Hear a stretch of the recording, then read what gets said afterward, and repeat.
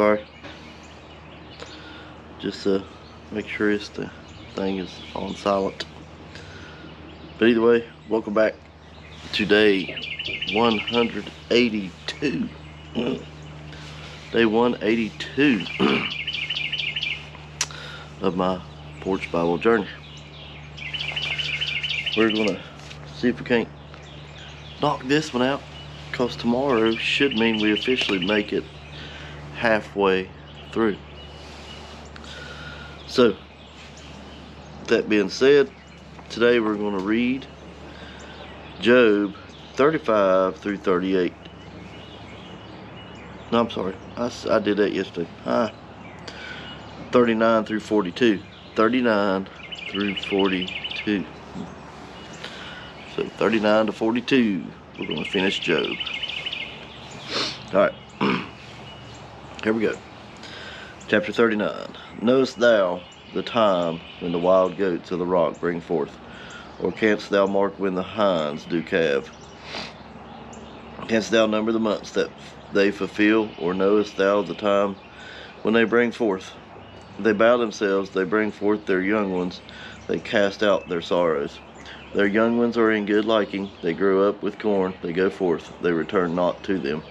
Who has sent out the wild ass free, or who has loosed the bands of wild ass? Whose house have I made the wilderness, and the barren land his dwelling? He scorneth the multitude of the city, neither regardless he crying of the driver. The range of the mountain in his pasture, and he searcheth after every green thing. Will the unicorn be willing to serve thee, or abide by the crib? Canst thou bind the unicorn with his band in the furrow, or will he harrow the valleys after thee? Wilt thou trust him, because his strength is great, or wilt thou leave thy labor to him? Wilt thou believe him, that he will bring home thy seed, and gather it into thy barn? Gavest thou the goodly wings unto the peacocks, or wings and feathers unto the ostrich? Which leaveth their eggs in the earth, and warmeth them in the dust, and forgetteth that the foot may crush them, or that the wild beast may break them. She is hardened against her young ones, as though they were not hers. Her labor is in vain, without fear, because God hath deprived.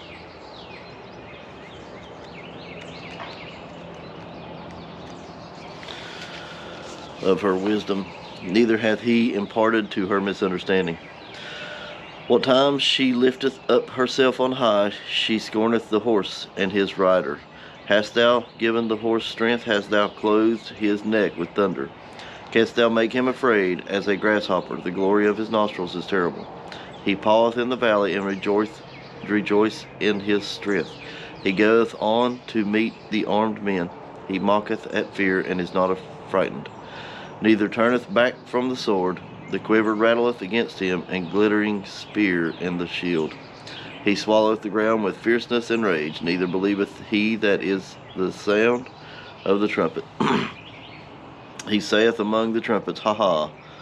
And he smelleth the battle afar off, the thunder of the captains, and the shouting. Doth the hawk fly by his wisdom, and stretch her wings toward the south? Doth the eagle mount up at thy command, and make her nest on high? She dwelleth and abateth on the rock, upon the crag of the rock, and the strong place. From thence she seeketh the prey, and her eyes behold afar off. Her young ones also suck up blood, and where the slain are, there she is. Chapter 40. Moreover, the Lord answered Job and said, Shall he that contendeth with the Almighty instruct him? He that reproveth God, let him answer it. Then Job answered the Lord and said, Behold, I am vile. What shall I answer thee? I will lay mine hand upon my mouth. Once I have spoken, but I will not answer. Yea, twice, but I will proceed no further. Then answered the Lord unto Job out of the whirlwind, and said, Gird up the loins, now like a man. I will demand of thee, and declare thou unto me. Wilt thou also disannul my judgment? Wilt thou condemn me, that thou mayest be righteous? Hast thou an arm like God, or canst thou thunder with a voice like him? Deck thyself now with the majesty and excellency, and array thyself with glory and beauty. Cast abroad the rage of the wrath, and behold every one that is proud, and abase him. Look on every one that is proud, and bring him low, and tread down the wicked in their place. Hide them in the dust together, and bind their faces in secret. Then will I also confess unto thee that thine own right hand can save thee. Behold now, Behemoth which I made with thee, he eateth grass as an ox. Lo now, his strength is in his loins, and his force is in the navel of his belly. He moveth his tail like a cedar. The sinews of his stones are wrapped together. His bones are as strong as pieces of brass. His bones are like bars of iron. He is the chief of the ways of God. He that made him can make his sword to approach unto him. Surely the mountains bring him forth food, where all the beasts of the field play. He lieth under the shady trees in the covert of the reed and fens. The shady trees cover him with their shadow. The willows of the brook compass him about. Behold, he drinketh up a river, and hasteth not. He trusteth that he can draw up Jordan into his mouth. He taketh it with his eyes, his nose pierced through snares. Chapter 41. Canst thou draw out Leviathan with a hook, or his tongue with a cord which thou layest down? Canst thou put a hook unto his nose, or bore his jaw through with a thorn? Will he make any supplications unto thee? Will he speak soft words unto thee? Will he make a covenant with thee? Wilt thou take him for a servant forever? Wilt thou play with him as with a bird, or wilt thou bind him for thy maidens? Shall then companions make a banquet of him? Shall they part him among the merchants? Canst thou feel his skin with barbed irons, or his head with fish spears? Lay thy hand upon him. Remember thy battle. Do no more. Behold, the hope of him is in vain. Shall not one be cast down, even at the sight of him? None is so fierce that dares stir him up. Who then is able to stand before me? Who hath prevented me that I should repay him? Whatsoever is under the whole heaven is mine. I will not conceal his parts, nor his powers, nor his comely portion. Who can discover the face of his garment, or who can come to him with his double girdle? Who can open the doors of his face? His teeth are terrible round about. His scales are his pride, shut up together as with a close seal. One is so near to another that no air can come between them. They are joined one to another. They stick together that they cannot be sundered. By his neesings a light doth shine, and his eyes are like eyelids of the morning. Out of his mouth go burning lamps, and sparks of fire leap out. Out of his nostrils goes smoke, and out of a seething pot or cauldron. His breath kindled coals, and a flame goeth out of his mouth. In his neck remaineth strength, and sorrow is turned into joy before him. The flakes of his flesh are joined together. They are firm in themselves, they cannot be moved. His heart is as firm as a stone, yea, as hard as a piece of nether millstone. When he raiseth him up himself, the mighty are afraid. By reason of breakings they purify themselves. The sword of him that layeth at him cannot hold the spear, the dart, nor the habergeon. He esteemeth iron as straw, and brass as rotten wood. The arrow cannot make him flee. Slingstones are turned with him into stubble. Darts are counted as stubble. He laugheth at the shaking of a spear. The sharp stones are under him. He spreadeth sharp-pointed things upon the mire. He maketh the deep to boil like a pot. He maketh the sea like a pot of ointment. He maketh a path to shine after him. One would think the deep to be hoary. Upon the earth there is not his like, who is made without fear. He beholdeth all the high things. He is a king over all the children of pride. Chapter 42. Then Job answered the Lord and said, I know that thou canst do everything, and that thou thought can be withholden from thee. Who is he that hideth counsel without knowledge?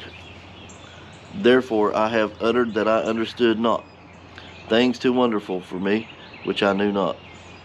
Hear, I beseech thee, and I will speak. I will demand of thee, and declare thou unto me. I have heard of thee by the hearing of the ear, but now mine eyes seeth. Wherefore I abhor myself, and repent in dust and ashes. And it was so, that after the Lord had spoken these words unto Job, the Lord said to Elizaph the Temanite, My wrath is kindled against thee, and against thy 2 friends, for ye have not spoken of me the thing that is right, as my servant Job hath. Therefore take unto you now 7 bullocks and 7 rams, and go to my servant Job, and offer up for yourselves a burnt offering. And my servant Job shall pray for you. For him will I accept, lest I deal with you after your folly, in that ye have not spoken of me the thing which is right, like my servant Job. So Elizaph the Temanite, and Bildad the Shuhite, and Zophar the Naamathite went and did according to the Lord commanded them. The Lord also accepted Job. And the Lord turned the captivity of Job when they prayed for his friends. Also the Lord gave Job twice as much as he had before. Then came there unto him all his brethren and all his sisters, and all they had been of his acquaintances before, and did eat bread with him in his house. And they bemoaned him, and comforted him over all the evil that the Lord had brought upon him. Every man also gave him a piece of money, and every one an earring of gold.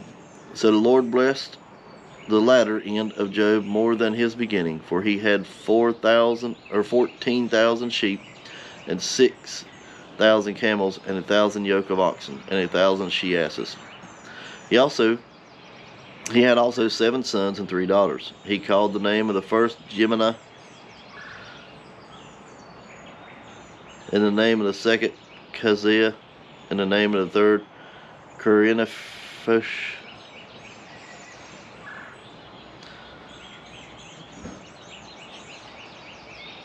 And in all the land were no women found so fair as the daughters of Job, and their father gave them inheritance among their brethren. After this lived Job 140 years, and saw his sons and his sons' sons, and his sons' sons, even 4 generations. So Job died, being old and full of days.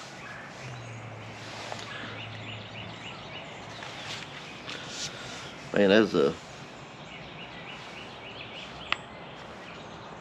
pretty interesting here. Pretty interesting book of Job. I liked it.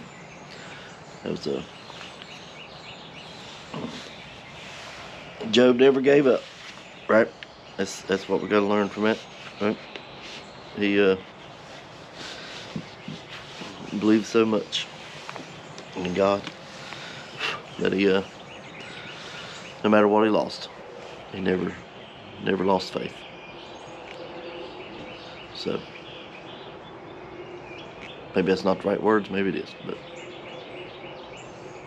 I'm not that well spoken. Anyway, thanks for watching. I appreciate everybody's support. Glad to be back out here. Look forward to tomorrow, getting over the halfway point. So, that being said, I will see you tomorrow.